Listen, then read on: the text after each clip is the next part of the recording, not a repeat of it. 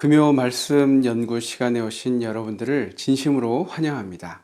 우리는 지난 시간까지 재림 준비를 위한 시급한 일 중에서 믿음으로 말미암는 의를 바르게 이해하는 것이 얼마나 중요한지 우리가 살펴보았습니다. 사탄은 끊임없이 하나님의 품성인 율법을 오해하게 하면서 이미 우리를 위해 승리하신 예수님의 사역을 못 보도록 하게 하고 있습니다. 이것이 알파 베도에 이은 오메가 베도라고 말하고 있죠. 오늘은 이 라오디게아 교회 상태에서 벗어나기 위한 예수님의 권면, 즉 계시록 3장 18절에 말씀하신 안약, 그리고 흰옷, 그리고 불로 연단한 금을 좀 자세히 살펴보도록 하겠습니다.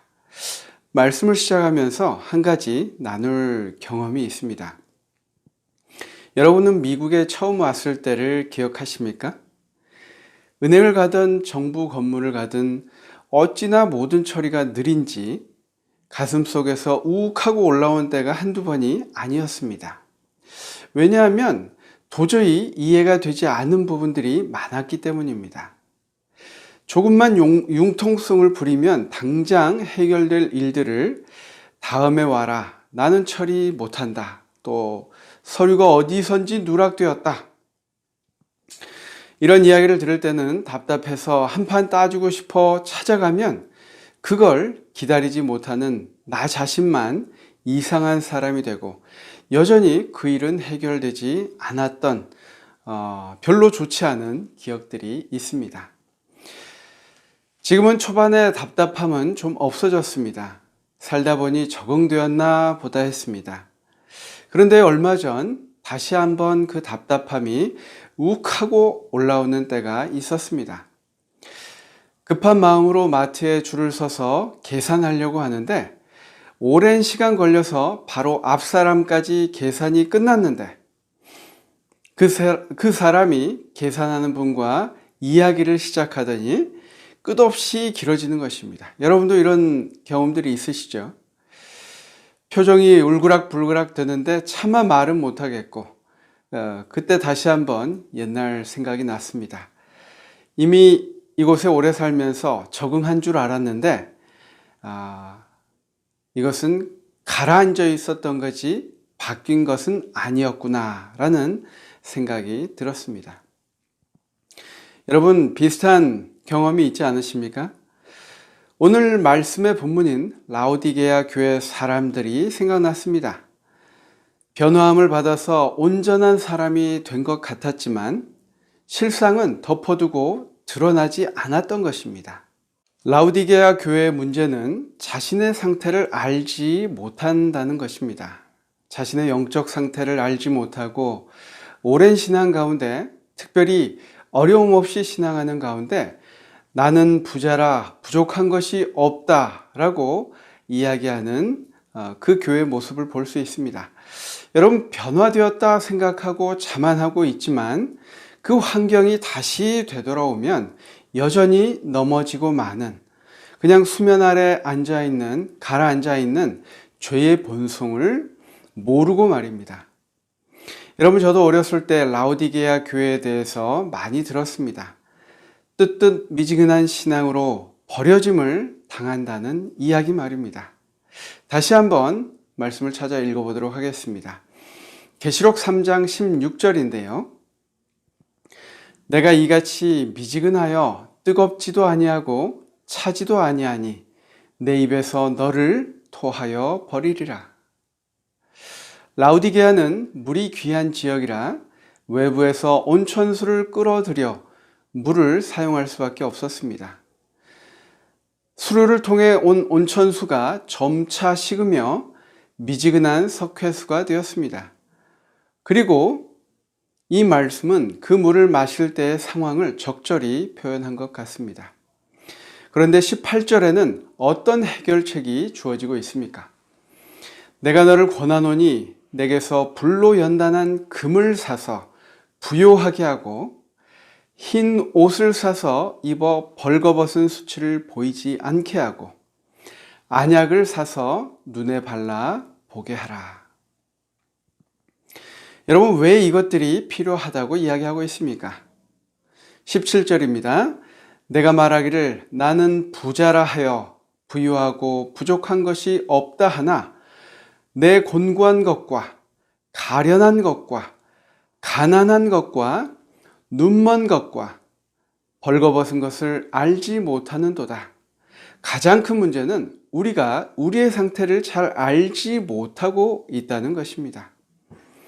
여러분, 먼저 안약에 대해 살펴보도록 하겠습니다. 영적인 시력을 주는 것이 안약입니다.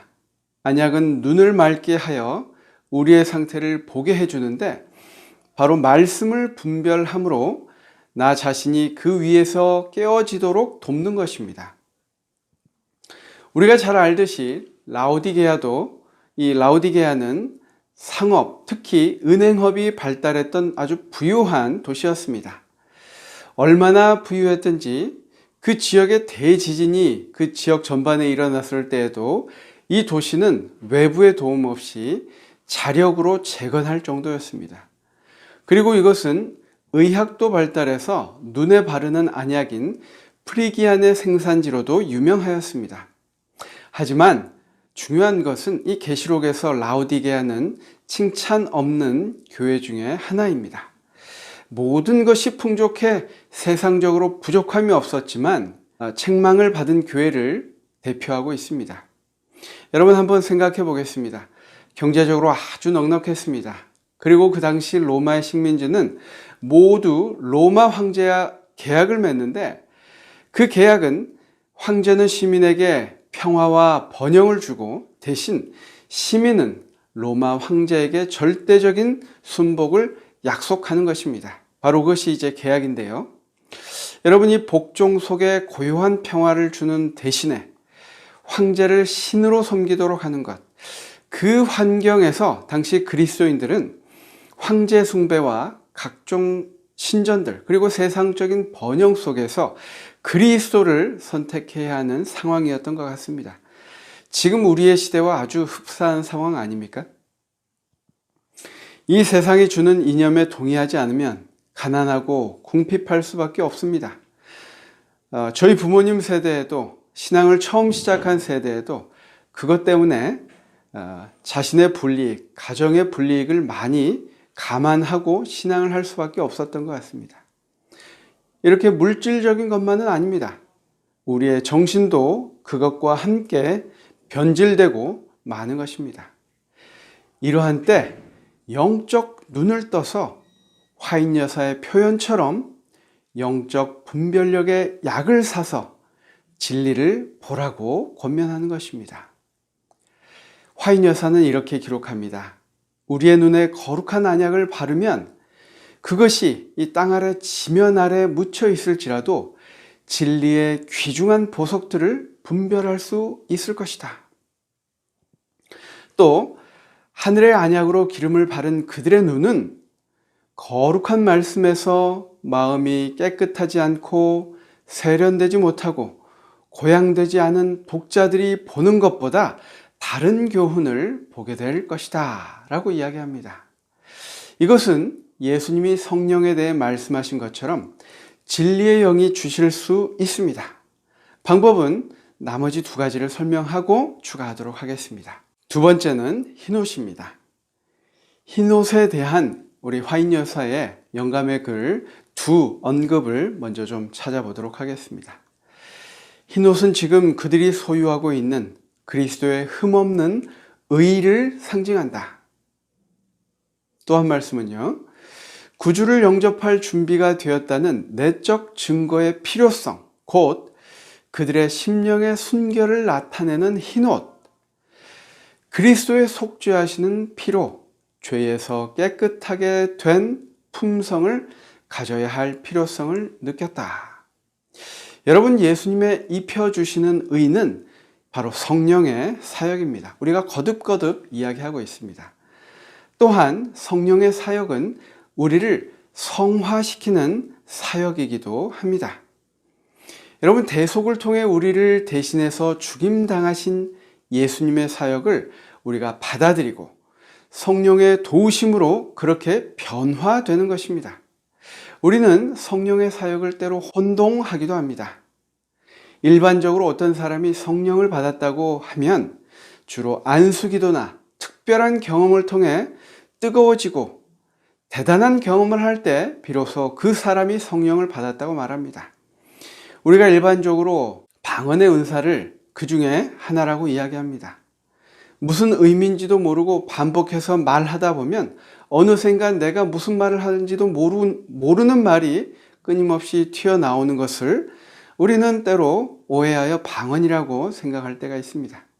하지만 분명히 하나님께서는 특별한 경험으로 우리에게 다가와서 말씀하실 때가 있습니다.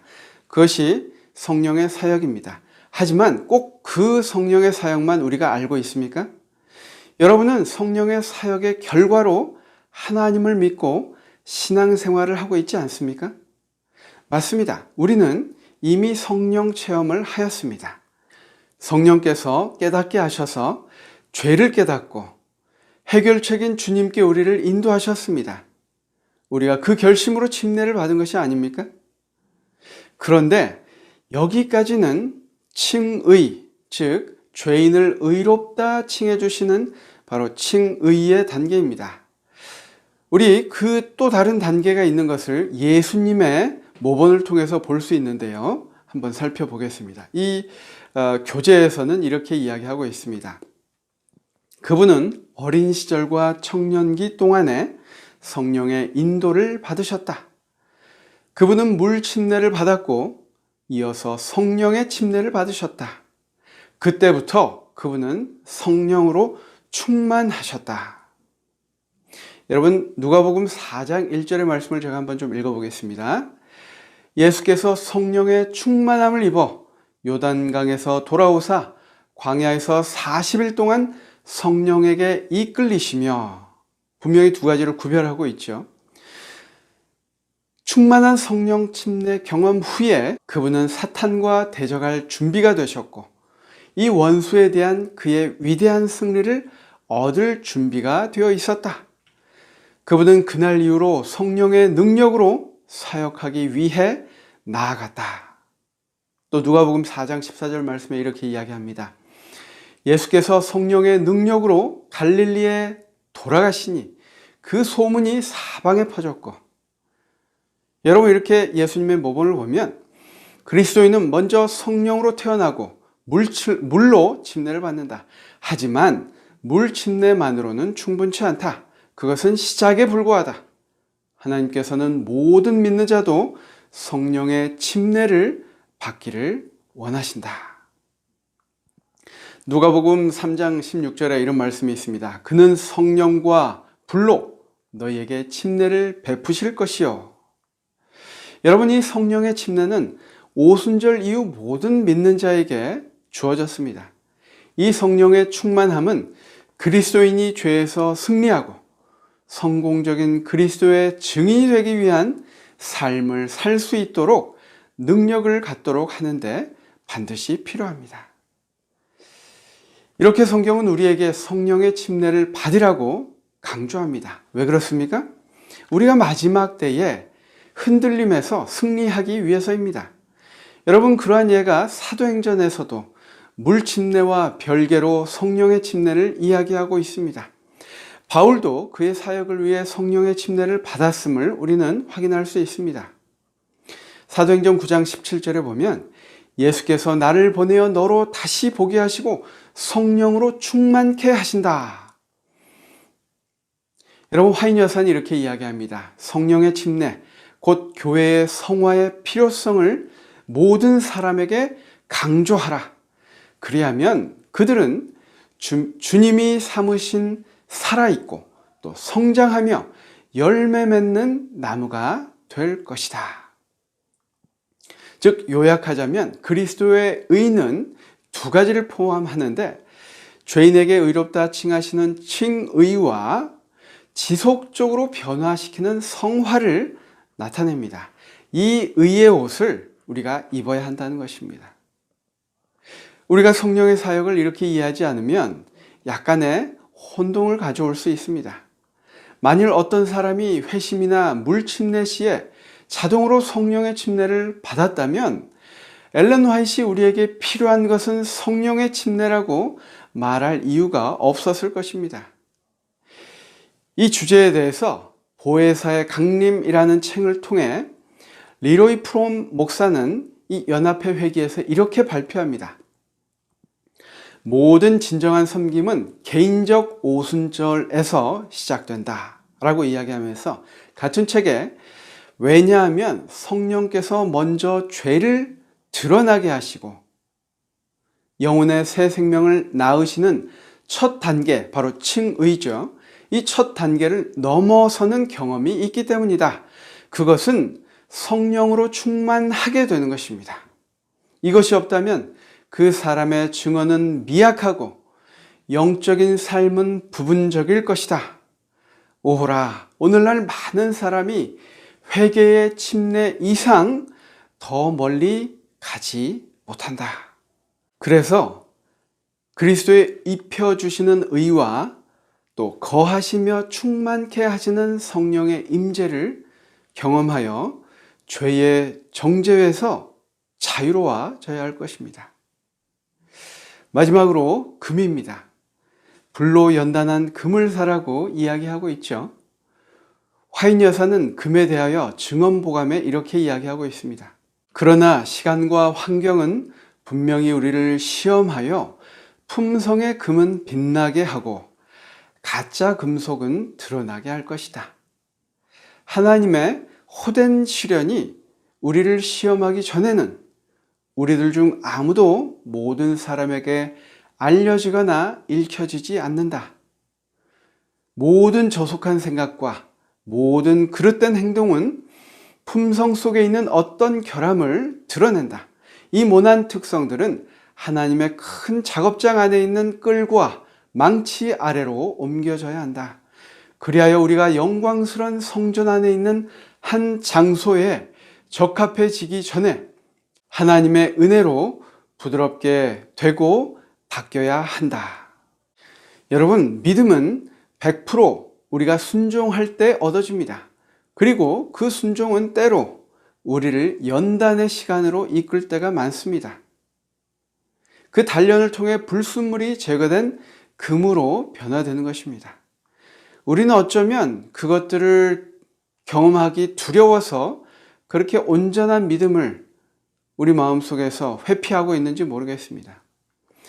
구원에 있어서 우리는 가끔 우리가 얼마만큼의 역할이 있다고 생각합니다.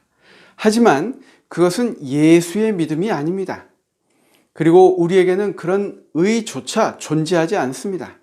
우리가 어떻게 할 때 그러한 믿음을 갖게 되는 것입니까? 우리가 매일의 성령의 침례를 경험하도록 우리는 예수님을 마음에 모시기로 선택하는 그 길을 드리는 그 순종으로 인해서 우리는 예수의 믿음을 갖게 되는 것입니다. 성경에는 훌륭한 예들이 많이 있습니다. 그중 하나가 베드로입니다. 베드로는 크게 실패하여 지금처럼 존재감이 있는 사람이 되지 못했을 가능성이 아주 많았습니다. 그에게 그렇게 쓰라린 실패의 경험이 없었다면 지금의 그는 없었을 것입니다. 베드로가 깨어짐을 당하도록 허락하심은 자신을 바로 보도록 하기 위함이었습니다. 그의 옛 모습을 한번 살펴보십시오. 그는 다른 모든 제자들은 등질지라도 자신은 그렇지 않을 것이라고 확신했습니다. 정말 그랬던 것 같습니다. 라오디게아 교회처럼 자긍하고 교만하여 참 자신의 모습을 알지 못하며 예수님의 제자로 살아갔던 것입니다. 하지만 그는 처참하게 무너졌습니다. 아주 큰 실패를 하였습니다. 우리에게 때론 이 암흑의 시기가 필요합니다. 베드로에게 그 시간이 반드시 필요했고 그는 정금과 같이 나오게 되었습니다.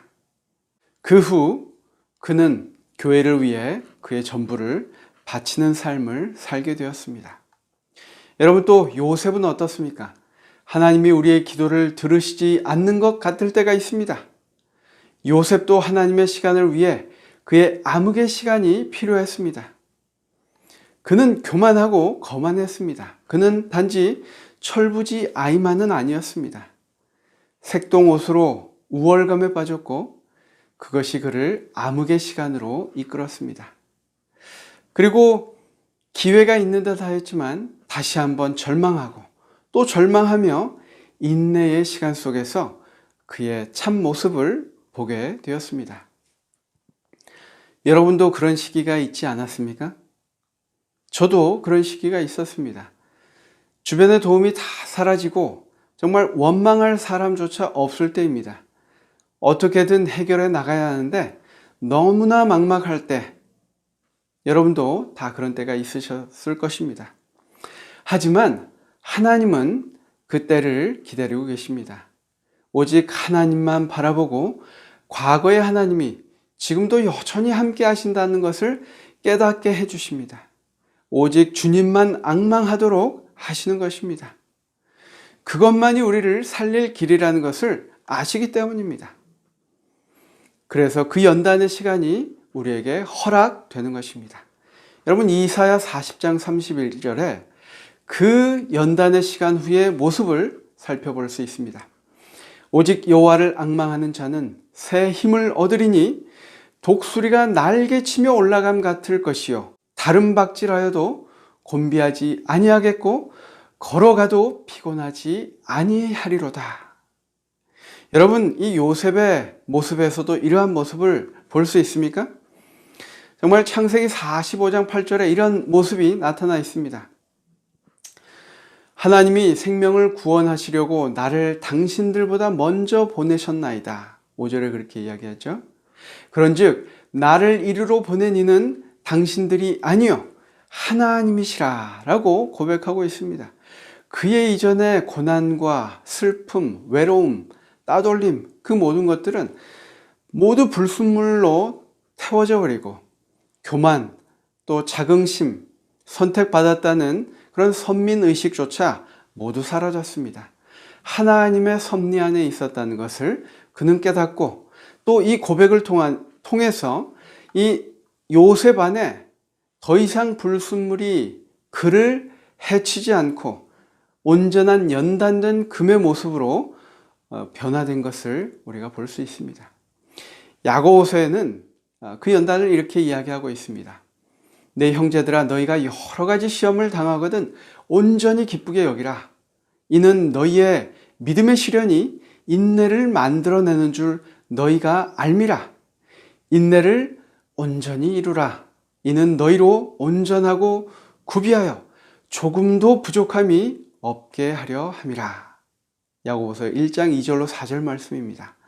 조금도 부족함이 없는 것, 정말 단련된 정금 같은 모습입니다. 이 금을 사라는 것은 하나님의 말씀에 100% 순종함으로 겪게 되는 시험들. 여러분, 다시 한번 강조합니다.